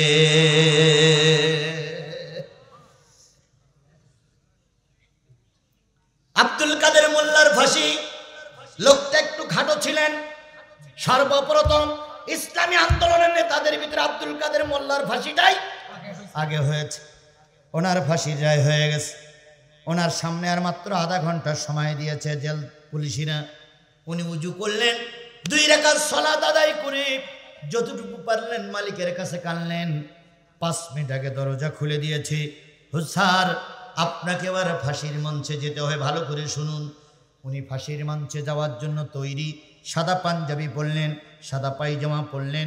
উনি সাধারণত হাঁটু পর্যন্ত পাঞ্জাবি পরতেন, কখনো গোল জামা পরতে আমরা দেখিনি। হাঁটু পর্যন্ত পাঞ্জাবি পরে ওনার চিরচরিত একটা ছোট টুপি, এমন বড় উঁচু টুপি উনি পরতেন না, ছোট একটা টুপি মাথায় দিয়ে একটু আতর গোলাপ ব্যবহার করে উনি ফাঁসির মঞ্চে যাওয়ার জন্য রাস্তায় নেমেছে। পিছনের জেল পুলিশিরা পিছন দিক থেকে ডাকতেছে, স্যার একটু আস্তে চলুন। আব্দুল কাদের মোল্লা বলতেছে, ভাই আমারে ছেড়ে দাও, আমি আমার অন্তর দিয়ে লক্ষ্য করতেছি আল্লাহ রসুল জান্নাতের সিঁড়িতে দাঁড়ায় আছে। আল্লাহ নই বলতেছে, আব্দুল কাদের রে, দীর্ঘ 26টা বছর দিন কায়েমের আন্দোলন করেছ, 26টা বছর যায় নামাজে বসে দোয়া করেছ, শহীদি মৃত্যু, আজকে তোমার মৃত্যু অপেক্ষা করতেছে, আর আমি আল্লাহ রসুল জান্নাতের সিঁড়িতে অপেক্ষা করতেছি। আমি জান্নাতের ভিতরে সুন্দর বিছানা তৈরি করে রেখেছি। আব্দুল কাদের আসো, তুমি আর আমি একই জান্নাতে থাকবো। তিনি সত্য বলল, সত্য, মিথ্যা বলল মিথ্যে, কিন্তু তার কথাটা ছিল এরকম। এবার যখন তিনি এই কথা বলে চলতেছেন, ফাঁসির সামনে যেয়ে দাঁড়াইছেন, এখনো কাজ শেষ হয়নি, আর 2 মিনিট পরে তার জমটুই পড়াবেন। তিনি বলতেছেন, ও জল্লাদ ভাইরা, তাড়াতাড়ি ফাঁসির কাজটা সেরে দাও। জল্লাদেরা বলতেছে, স্যার কত মানুষকে ফাঁসি দিলাম, কেউ বা কান্নাকাটি করে, কেউ বা আবল তাবল কথা বলে, কেউ বা ভয়ে কেন্দ্রে ফেলে, কেউ বা ভয়ে কাপড় চোপড় নষ্ট করে। আপনার মনে একটু ভয়ের চিহ্ন তো দেখা যায় না, মুখে একটু ভয়ের চিহ্ন দেখা যায় না, কারণটা কি? আব্দুল কাদের মোল্লা ভাই বলতেছে, ভাই এখান থেকে 10 মিনিট আগে এখানে একটা গন্ধ ছিল না, এখন একটা সুন্দর গন্ধ পাওয়া যাচ্ছে, তোমরা কি কেউ নাকে শুকেছ? একজন জল্লাদ বলেছে, হ্যাঁ এখন একটা নতুন গন্ধ পাওয়া যাচ্ছে। আব্দুল কাদের মোল্লা ভাই বলেছিলেন, ও আমার জল্লাদ ভাইরা, জান্নাতি ফেরেশতারা চারিপাশে ঘিরে রেখেছে, ওদের জন্য এই জায়গাটা এত সুগন্ধে ভরপুর হয়ে গেছে, ওরা আমাকে নেওয়ার জন্য এসেছে। দেরি করো না, দেরি করো না, আমাকে ফাঁসির কাজ শেষ করে তোমাদের আজার শেষ করে ছেড়ে দাও। আমার রসুল আল্লাহর ফেরেশতারা আমার জন্য অপেক্ষা করতেছে। ও আমার ভাইরা, কারোর মৃত্যু হয় স্বর্গীয় মৃত্যু, আর কারোর মৃত্যু হয় জাহান্নামের মৃত্যু। বাংলাদেশের অগ্নিকন্যা বলে খ্যাত, নাম তার কি বলেন? মতিয়া চৌধুরী। তিনি ছিলেন বাংলাদেশের একজন অগ্নিকন্যা, নাম দিয়েছিলেন অগ্নিকন্যা। কেন? তিনি ছিলেন সেই স্বাধীনতার যুদ্ধে বিরাট ভূমিকা পালন করেছিলেন। ওনাকে নাকি 17 জন না 18 জন পাকিস্তানিকে ধর্ষণ করেছিল। সত্য মিথ্যা আমি জানি না। উনি অগ্নিকন্যা নামে খ্যাত। উনি যখন মারা গেলেন, এই ইউনূস সরকার তার কবরের জন্য একটা আলাদা জায়গা দেয়নি। কোথায় কবর দেওয়া হলো? ওনার স্বামী যে কবর ছিল, ওই কবরের হাড় হাড্ডি সরাইয়ে ওর ভিতরে গর্ত করে ওখানেই মাটি দিয়েছে এই অগ্নিকন্যারে। এবার অগ্নিকন্যা মারার পরে তার বোনার তার মেয়ে বলতেছে, আমার মার জন্য একটু কবর হলো না, আমি চিন্তা করছি কবর হোক আর না হোক, এই অগ্নিকন্যারে যখন কবরে রাখবে তখন তো একই জায়গায় আছে স্বামী স্ত্রী। ফেরেশতা যখন বলবে মান রব্বুকা মান দীনুকা, আগেরটা বলবে। আমার তো এই প্রশ্নের জবাব দেওয়া হয়ে গেছে, আবার কেন? একই কবরে 2 জনের জায়গা, তার মানে গোটা বাংলাদেশে 3.5 জায়গা হলো না কবরের জন্য। কথা বলেন ঠিক না বেটি? তোমরা চেয়েছিলে বাংলাদেশ জামাত ইসলামী ছাত্র শিবির বাংলাদেশ থেকে নিষিদ্ধ হোক, আর আমার আল্লাহ চেয়েছে তোমরা ইসলামী ছাত্র শিবির নিষিদ্ধ করতে চেয়েছো। তোমাদের সংগঠনকে জঙ্গি বানিয়ে গোটা পৃথিবীতে ছাত্রলীগ নিষিদ্ধ করা হোক। ওরা ছাত্র শিবিরকে নিষিদ্ধ করেছিল, আর এখন ওরাই নিষিদ্ধ। কথা বলেন ঠিক না বে ঠিক? এখন গোটা দেশে একটা ডাক এসেছে বুড়ো সংগঠন আওয়ামী লীগ নিষিদ্ধ করা হোক। আমরাও একমত, কথা বলেন ঠিক না বেঠিক? কারণ এদের রাজনীতি করার কোনো অধিকার আর বাংলাদেশে। আমার ভাইরা উতবার উতাইবা মারা গেল। এবার আসুন আবু জেহেলের আল্লাহ পাক বললেন নিজেও ধ্বংস হবে। আবু জেহেল খুব চালাক লোক ছিলেন, আবুল আহাব খুব চালাক লোক ছিলেন। আবুল আহাব সকল যুদ্ধে যেতেন না। আবুল আহাব বদরের যুদ্ধে যায়নি। বদরের যুদ্ধে সব কাফেররা গেছে, কিন্তু আবুল আহাব বদরের যুদ্ধে যায়নি। আবুল আহাব ছিলেন বাড়িতে। হঠাৎ করে আবুল আহাবের ঘাড়ের পরে একটা ছোট্ট ফুসফুড়ির মতন ফোড়া হলো। কি হলো? ফোড়া। এই ফোড়ার থেকে ফোড়া পচে গেল, ফোড়ার থেকে ক্যান্সার, ক্যান্সারের সমস্ত শরীর আক্রান্ত হয়ে গেল। এই ক্যান্সার আক্রান্ত হওয়ার পরে যারে বলে প্লেগ রোগ, ওই প্লেগ রোগে ধরল। আবুল আহাব ওখানে মারা গেল। মারা যাওয়ার পরে তার পরিবারের লোকজন চিন্তা করলো মারা যাওয়ার আগে তো সোয়াইছে রোগ, এ যদি বেঁচে থাকে আমাদের পরিবারের আরো 10 জন লোকের সোয়াইছে রোগ হবে। তাই সবাই মিলে আবুল আহাবকে একটা মরুভূমির অঞ্চলে ফেলাই রেখে আসলো। ওখানে সে মারা গেল। মারা যাওয়ার পর তার পরিবারের কেউ তার কবর দিতে যায়নি। শেষ পর্যন্ত প্রতিকরা যাওয়ার পথে দেখে একটা লাশ পড়ে আছে। ওরাই গর্ত খুঁড়ে ওর ভিতরে রেখে গেল। আবুল আহাবের শেষ দেখার মতন কোন লোক হয়নি। আল্লাহ বলল আবুল আহাব তোর 2 হাত ধ্বংস হোক, তুইও ধ্বংস হবে, কারণ তুই পাথর ছুঁড়ে মারিছিস কার দিকে? এই কথা বলেন কার দিকে? আমার আল্লাহ এটা সহ্য করতে পারেনি। বলুন তো ট্রাইব্যুনালের প্রসিকিউশন অথবা বিচারালয়ের যে বিচারালয়ের একজন বড় একজন নেতা ছিল, তিনি সকল রায়ের ব্যাপারে সরকারের দলের একটা বড় নেতা ছিলেন। ইনি যখন মারা গেলেন, এই লোকটারও জানাজা বাংলাদেশে হয়নি। করোনায় যখন মারা গেল তখন তার জানাজা পড়ার মতন কোনো লোক হয়নি। এমনকি তার পরিবারের ছেলে মেয়ে বউ বাচ্চা কেউ দেখতে পায়নি। সকলে কাঁদতেছে যে বাবা তুই মারা গেলে তোমার লাশটা আমরা একটু দেখতে পাইলাম না। তাহলে এ খেলা কার? জোরে বলেন এ খেলা কার? দয়া করে আমাদের কাঁদাবেন না, দয়া করে আমাদের কাঁদাবেন না। আমার জহুরুল ভাই সাক্ষী, একবার উল্লাপাড়ার একটা বন্যাকান্দির এক মাহফিলে এমন আমাদের পিছনে ওরা লেগে গেল। শেষ পর্যন্ত গাড়ি থাকলো একদিক, আমি আর জহুরুল ভাই গেলাম একদিক, আমার ড্রাইভার আর একদিক, আর তৎকালীন এমপি এবং এমপির দালালেরা সব আমাদের হন্যয়ে খুঁজতেছিল। সেদিন জহুরুল ভাই আমার হাত ধরে কেঁদে বলেছিলেন, ভাই আজকে হয়তো আপনিও মারা যাবেন, আমিও মারা যাব। সেদিন আমরা 2 ভাই কি বলে মাঠের ভিতর দিয়ে, এরপরে নদীতে এসে দেখি নৌকা নাই, এই কি বলে নৌকার মাঝি নাই। মাঝিরে আবার কোনো কায়দায় ডেকে এনে উনি আমাকে পার করে দিয়ে গাড়ি আবার বিভিন্ন জায়গা থেকে ঘুরিয়ে আমাকে তুলে নিয়ে যখন আমি রোড পার হলাম, তখন ভাই বললেন যে ভাই আপনি কি রোড পার হয়েছেন? আমি বললাম ভাই আল্লাহর রহমতে রোড পার হয়ে গেছি। আমার কথা হলো, এই জুলুম তোমরা করেছো, আমরা কি অন্যায় করেছিলাম? আমরা কি অন্যায় করেছিলাম? আমি উল্লাপাড়ার ভোটার না, আমি উল্লাপাড়ার কোনো এমপি ক্যান্ডিডেট নয়, আমি উল্লাপাড়ার কোনো চেয়ারম্যান ক্যান্ডিডেট ছিলাম না। তাহলে আমাদের এই কষ্ট দেওয়ার পরে আমরা বদদোয়া করিনি, কিন্তু বদদোয়া না করলেও আল্লাহ ঠিকই কবুল করেছে। কথা বলেন ঠিক না বেটি? তোমরাই আমাকে মাইসে উঠতে দাওনি, কথা বলতে দাওনি, আর আজকে উল্লাপাড়ার মানুষ তোমাদের 132 তালাক দিয়েছে। তোমাদের আর মঞ্চে ওঠার কোনো সুযোগ নাই। সায়াসুলা নারাং যাতা লাহাবেও, অতি তাড়াতাড়ি, খুব তাড়াতাড়ি প্রজ্বলিত আগুনের ভিতরে তোমরা পড়বে। দুনিয়ার জাহান্নাম তো আসো, পরকালের জাহান্নামও তোমাদের ভোগ করা লাগবে। কথা বলেন ঠিক না বে ঠিক? এবার আল্লাহ রাব্বুল আলামিন বলতে শুধু আবুল আহাব নয়, আমরা তো তার স্ত্রীও এই বিপদের সম্মুখীন হবে, তার স্ত্রী তার ছেলে মেয়েও এই জাহান্নামের ভিতরে ঢুকবে। 2-1 লোক ওঠে কেন? আর 10-15 মিনিট থাকা যাবে না? আর 10-15 মিনিট থাকা যাবে না? এখনো তো বেই লোকের পাল্লা এখনো পড়িনি। এইবার তো আমরা তো স্ত্রী পর্যন্ত আসছে, এইবার তো খেলা। খেলা তো এবারেই তো শেখ হাসিনার খুনির বিচার এবারেই আসতেছে। এতক্ষণ সব পুরুষের বিচার হলো, এবার কাদের বিচার? মহিলাদের বিচার। নম্রাতুহু, তার স্ত্রীও ধ্বংসপ্রাপ্ত, তার স্ত্রীও জাহান্নামে যাবে। কারণ কি? হাম্মালাতাল হাতাব, এই স্ত্রী তার স্বামীর কাজে তাকে সাহায্য করেছিল।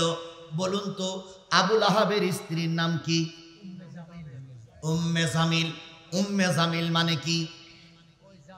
সুন্দরীদের মা। জামিল উন্নত সুন্দরী, আর উম্মুন মানে মা, সুন্দরীদের মা। আর আবুল আহাবের নাম ছিল হলো সুন্দরদের মা, সুন্দরদের বাবা। আবুল আহাবের প্রকৃত নাম ছিল আব্দুল উজ্জা। আব্দুল কি? উজ্জা। তার চেহারা ছিল অত্যন্ত সুন্দর, অগ্নির মতো, তাই তার নাম দেওয়া হয়েছিল আবুল আহাব। আমাদের দেশে অনেকেই কালো হোক আর ধলো হোক, অনেকেই এভাবেই অহংকার করে বেড়াতো। কি কায়দায় বলেছিল? শেখ হাসিনা বলেছিল খালেদা জিয়ার আর ডক্টর মোহাম্মদ ইউনূসির ওই পদ্মা সেতুটি নিয়ে কি করতে হবে? টুস করে ফেলাই দিতে হবে। তাই বলেছিল না? টুস করে ফেলাই দিতে হবে বলেছিল না? সেদিন এই শেখ হাসিনা জানতো না ডাক্তার মোহাম্মদ ইউনূস ক্ষমতার প্রধান চেয়ারে বসবে। সেদিন উনি জানতো ওনার কোনো ক্ষতি করতে পারবে না। আজকে দেখো তুমি অহংকারী, একটা জায়গা পাচ্ছ না, কি খাচ্ছ আল্লাহই ভালো জানে। কোথায় আসো আল্লাহই ভালো জানে, কোন দরবারে আসো, কোন কুড়ে ঘরে আসো আল্লাহই ভালো জানে। আর যার নামে এতগুলো মামলা দিলে তিনি কিন্তু এখন ক্ষমতার বড় চেয়ারে বসে আছে। আর খালেদা জিয়ারে সবাই সেলুট দিচ্ছে। কথা বলেন ঠিক না বে ঠিক? খালেদা জিয়াকে সবাই সম্মান করতেছে। তাহলে মানুষকে সম্মান করতে শেখো, আল্লাহ ইজ্জত দেবে। মানুষকে বেইজ্জতি করবা, ওর চাইতে বড় বেইজ্জতি আল্লাহ তোমারে করবে। উম্মে জামিল মানে হলো সুন্দরীর মা, চেহারাও ছিল এরকম সুন্দর। আল্লাহ রাব্বুল আলামিন বলতেছে শুধু আবুল আহাব ধ্বংস হবে না, শুধু মুজিবার ধ্বংস হবে না, মুজিবারের মেয়েও ধ্বংস হবে। শুধু আবুল আহাব ধ্বংস হবে না, আবুল আহাবের স্ত্রীও কেন ধ্বংস হবে? আবুল আহাব যত অন্যায় কাজ করত, সব অন্যায় কাজে এই বুড়ি সাহায্য করত। আবুল আহাব পথে কাঁটা দিত, কাঁটাগুলো এনে উম্মে জামিল তার স্বামীর কাছে দিত। আবুল আহাব ঘরের ভিতরে বিষটা ফেলে দিত, উম্মে জামিল স্বামীর হাতে বিষটা এনে দিত। আবুল আহাব রাসূলের ঘরের সামনে আগুন ধরাইতো, ওই উম্মে জামিল নাকড়ি এনে কাঠ এনে সেই আগুনকে প্রজ্বালিত করত। এই জন্য আল্লাহ রাব্বুল আলামিন বলতেছে শুধু আবুল আহাবের ছেলে, আবুল আহাবের পরিবার, আবুল আহাবের সম্পদ ধ্বংস হবে না, সেই সঙ্গে উম্মে জামিলও ধ্বংস হবে। স্বপ্ন ডেকে বাবাই বলে মাগো তুমি যাবে গিয়ে। স্বপ্ন ডেকে বাবাই বলে মাগো তুমি দিল্লি যাবে। তোমায় আবাই ঠেকায় কে ডাকে আসে ঢাকায়, তোমায় আবাই ঠেকায় কে ডাকে আসে ঢাকায়। দেশটা তো আমার একা অন্য কারো নয় মাগো, দেশটা তো আমার একা অন্য কারো নয়। আমার কন্যা শেখ হাসিনা কাউকে সে যে ভয় পায় না। দড়ি তাহার বান্দা আছে দিল্লির খোটায়, দড়ি তাহার বান্দা আছে দিল্লির খোটায়। দেশটা তো আমার একা অন্য কারো নয় বাবু, দেশটা তো আমার একা অন্য কারো নয়।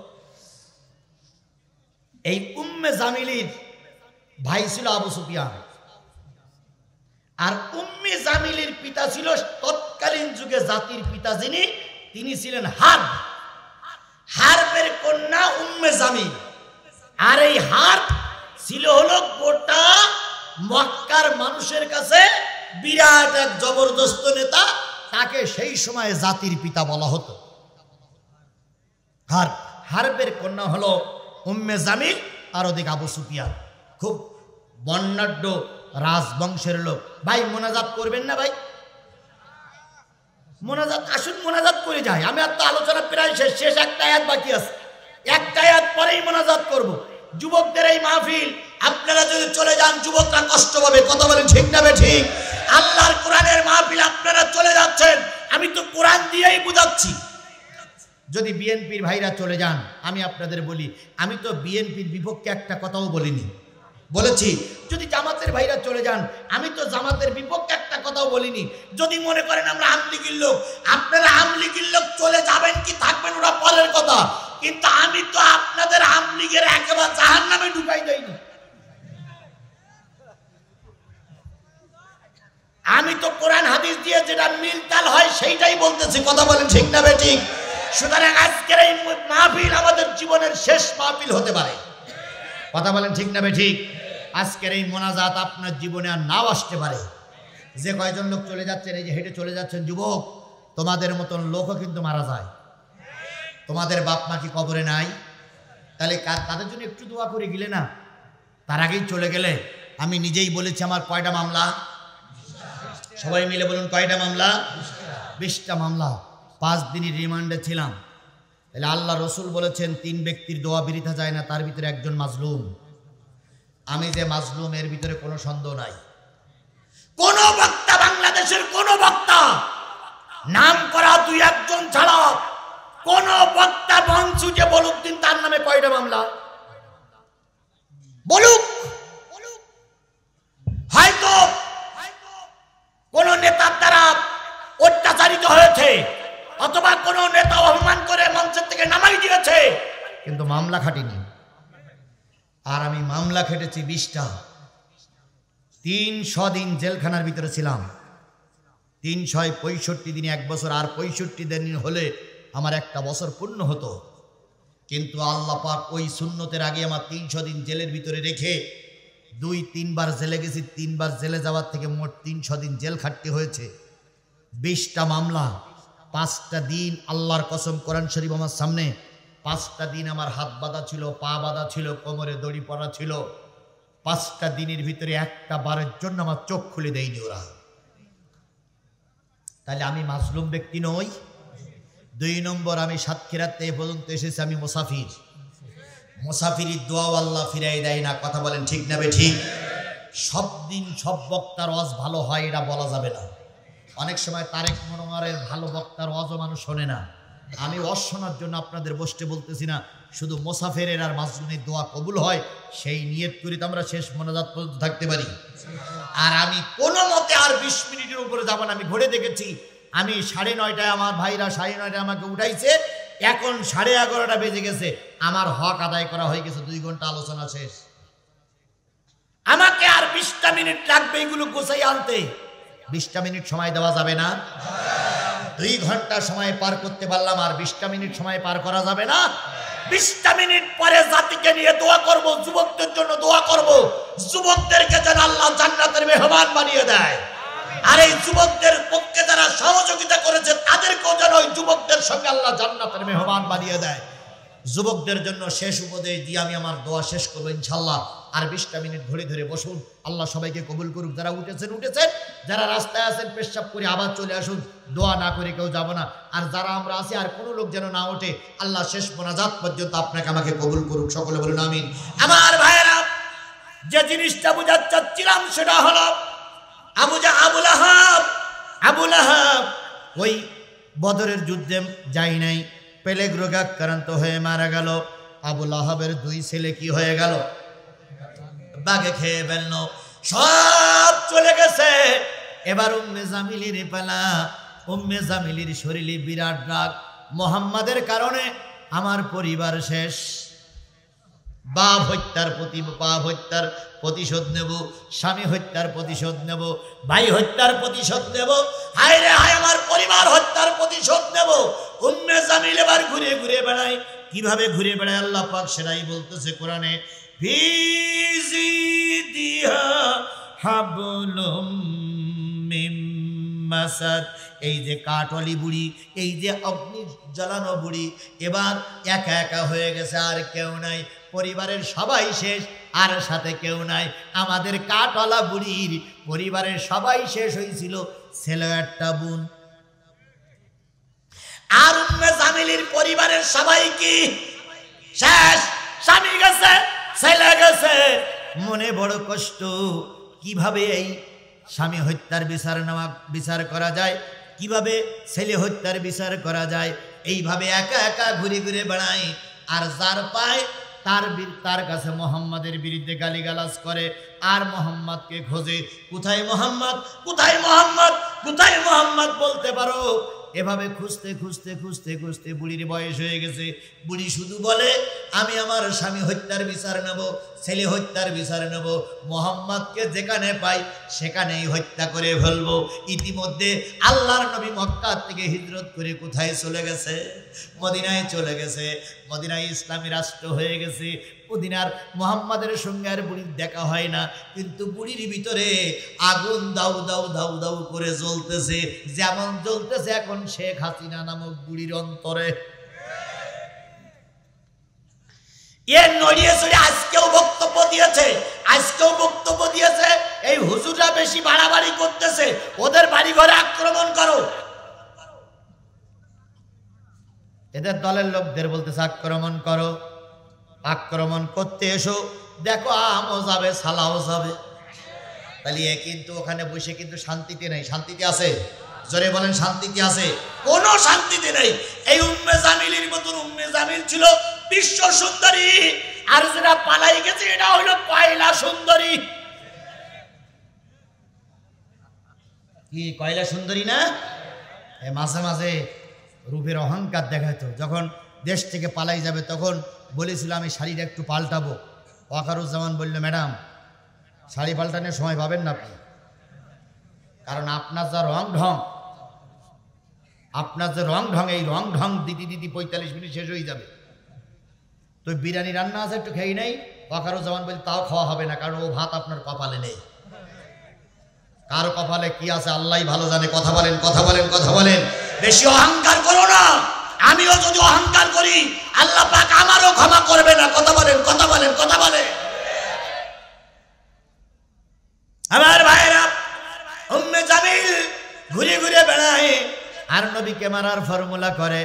হঠাৎ করে চিন্তা করলো, খেজুর গাছের ছাল তুলবো, বাকল তুলবো, বাকল তুলে দড়ি বানাবো।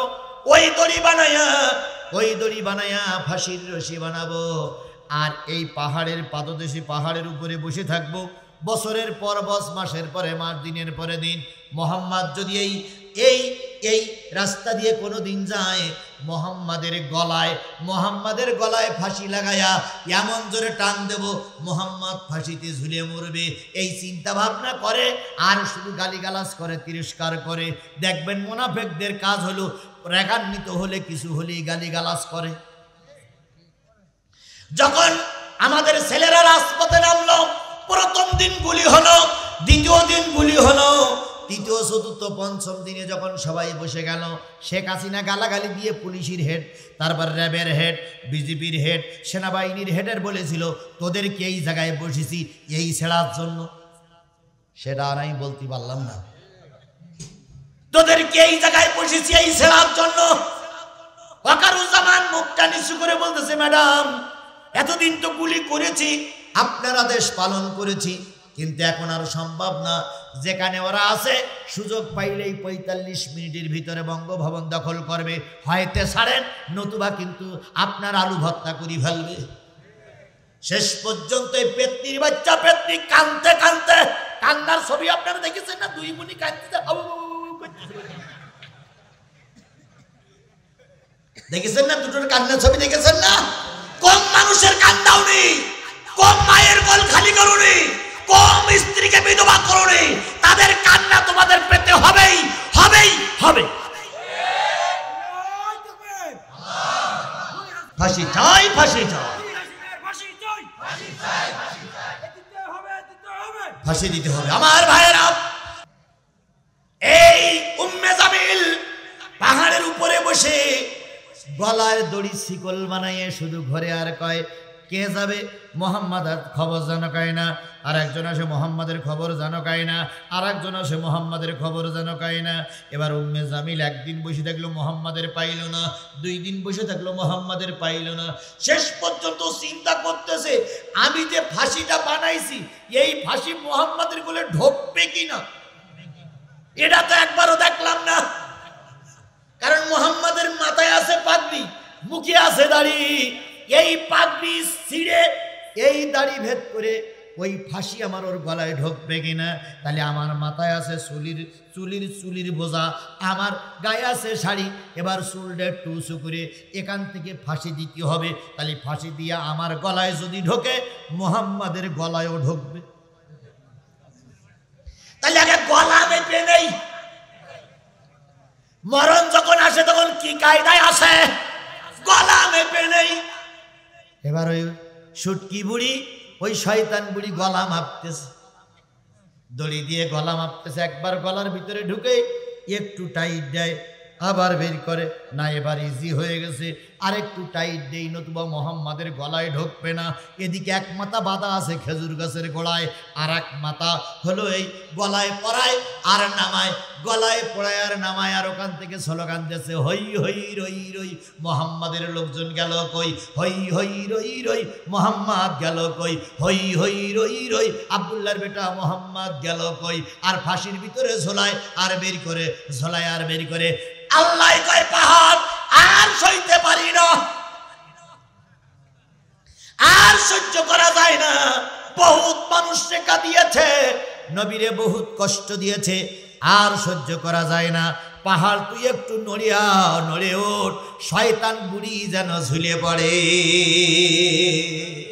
গলায় দড়ি দিয়ে আনমনা হইয়ে মোহাম্মদের খুঁজতেছে, হঠাৎ করে পাহাড় লাফাই উঠল।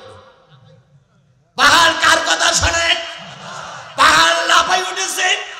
উম্মে জামিল লাফ দিয়ে পারবে না পারবে, ঝুলেই পড়েছে। আর একটা দড়ির মাথা বাঁধা কোথায়? খেজুর গাছের গোড়ায়। উম্মে জামিল এবার ওই ফাঁসিতে ঝুলতেছে আর বলতেছে, যে ফাঁসি বানাইলাম মোহাম্মদের গলায় দেওয়ার জন্য রে দুনিয়াবাসী, সেই ফাঁসি এখন আমার গলায় ঝুলতেছে। উম্মে জামিল মারা গেল, ফাঁসিতে ঝুলে থাকলো। 3-4 দিন পরে যখন দুর্গন্ধ হলো, জনগণ তখন তার এনে একটা মাটির ভিতরে পুঁতে ফেললো। আজকে শেখ হাসিনাও ভারতে বসে উম্মে জামিলের মতো আফসোস করতেছে, যে ট্রাইব্যুনাল করেছিলাম যুদ্ধ অপরাধীর মারার জন্য, সেই ট্রাইব্যুনালে আমার গ্রেফতারি পরোয়ানা জারি হয়ে গেছে, সেই ট্রাইব্যুনালে আমার বিচার করবে। গোটা বাংলাদেশের লোকের সাক্ষী রেখে বলে গেলাম, ভাই তাজুল ইসলাম, ভাই ট্রাইব্যুনালের বিচারপতিরা আপনাদের কাছে দাবি করতেছি, ঠিক উম্মে জামিলির যেমন ফাঁসি হয়েছিল, গোটা দেশের 18 কোটি মানুষ এই আবুল আহাবের মেয়ে, এই আবু জেহেলের মেয়ে, এই আবু লাহাবের স্ত্রী, এই আবু জাহালের কন্যা, ফেরাউনের কন্যা, ঠিক উম্মে জামিলির যেমন ফাঁসি হয়েছিল ওপেনলি প্রকাশ্য ময়দানে, আমরাও শেখ হাসিনার ফাঁসি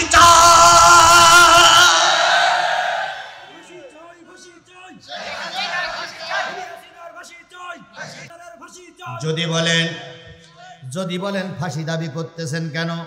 আমার তো চিন্তায় একবার ফাঁসি দিলে হবে না। প্রথম ফাঁসি দিতে হবে ঠ্যাঙে, ঝুলে থাকবে 3 দিন। তারপরে নামাই আর এক ঠ্যাঙে ফাঁসি দিতে হবে, ঝুলে থাকবে 15 দিন। তারপরে ফাঁসি দিতে হবে কোমরে। যদি বলেন কেন ডান পায়ে ফাঁসি দেওয়ার পর বলতে হবে এটা বিডিআর হত্যার রায়। বাম পায়ে ফাঁসি দেওয়ার পরে বলতে হবে এটা হেফাজতের হুজুর মারার ফাঁসির রায়। এরপরে কোমরে দড়ি বেঁধে ফাঁসি দিয়ে ঝুলতে পারে বলতে হবে আল্লামা সাঈদীর রায়ের পরে তোমার হুকুমে 300 লোক মারা গিয়েছিল, সেই 300 লোকের রায়ের জন্য কোমরে দড়ি বেঁধে ঝুলাই রাখতে হবে 15 দিন। এরপরে ফাঁসি গুনতে সর্বশেষ গলায় ফাঁসি পরাইতে এবার বলতে হবে এটা ছাত্রদের আন্দোলনে 1600 মানুষকে তুমি মেরেছ, তোমার হুকুমে 1600 মায়ের কোল খালি হয়েছে, এটাই সেই ফাঁসির রায়। কথা ঠিক না ঠিক? আরো জোরে বলেন কথা ঠিক না ঠিক? সুতরাং উম্মে জামিলের যে দশাই হয়েছিল, আজকে আলেম ওলামা ইসলাম কোরআনের বিরুদ্ধে অবস্থান নেওয়ার কারণে শেখ হাসিনারও হয়তো সেই অবস্থা অপেক্ষা করতেছে। আল্লাহ পাক সুষ্ঠু তদন্তের মাধ্যমে, সুষ্ঠু বিচারের মাধ্যমে দোষী ব্যক্তিরা শাস্তি পাক। আপনারা কি একমত? আমিরে জামাত বলেছে কোনো নির্দোষ ব্যক্তি যেন শাস্তি না পায়, কোনো মিথ্যা মামলায় যেন কাউকে জড়িত করা না হয়। কারণ আওয়ামী লীগ মিথ্যা মামলা দিয়ে আমাদের ক্ষতি করেছে, তাই বলে আমরাও কি মিথ্যা মামলা দিয়ে কাউকে ক্ষতি করব? এই মুসলমান তালিকে এটাকে আল্লাহর কাছে জবাবদিহিতা করা যাবে? সুতরাং আজকের এই বিশাল জনতার কাছে আমার একটাই দাবি, যতদিন বেঁচে আছি, যতক্ষণ বেঁচে আছি, যে কয় মিনিট বেঁচে আছি, ইসলামের পক্ষে থাকবো, কোরআনের পক্ষে থাকবো।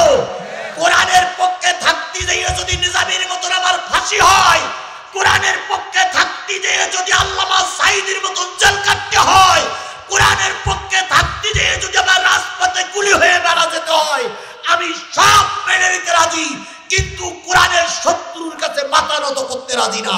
কারা কারা রাজি আছেন? দুই হাত উঁচু করে আল্লাহকে দেখা।